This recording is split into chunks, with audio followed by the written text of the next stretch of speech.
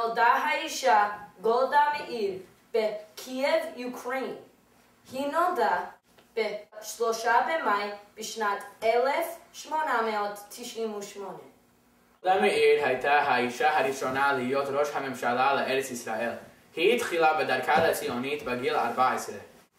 לאחר שהיא גמרה את שירותיה בבית הספר, שהיום נקרא בית ספר גולדה מאיר, היא עזבה את הוריה כדי לגור עם אחותה בדנבר, קולורדו.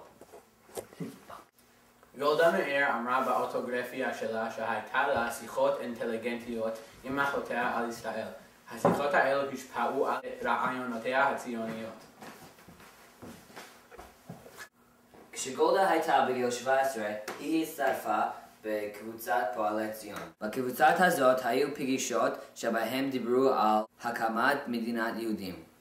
לאחרי מלחמת העולם השנייה, היא תרומה למסע ונתן שהוביל על הקמת מדינת ישראל. שלום, אני גולדה מאיר. בזמן של מלחמת יום הכיפורים, אני עבדה עם משה דיין להביס את סיריה ומצרים. שלום, בשנת 1948 אני הייתי השגריר הישראלית הראשונה שהלכה לברית המועצות.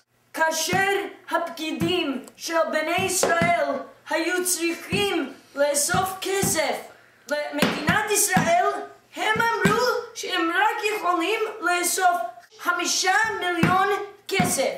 אבל אני אספתי 50 מיליון דולרים. ב-1975 אני זכיתי בפרס ישראל על תרומותיי למדינת ישראל וציונות. בשנת 1969 לוי אשכול מת והכנסת שאלה אותי למלא מקומו.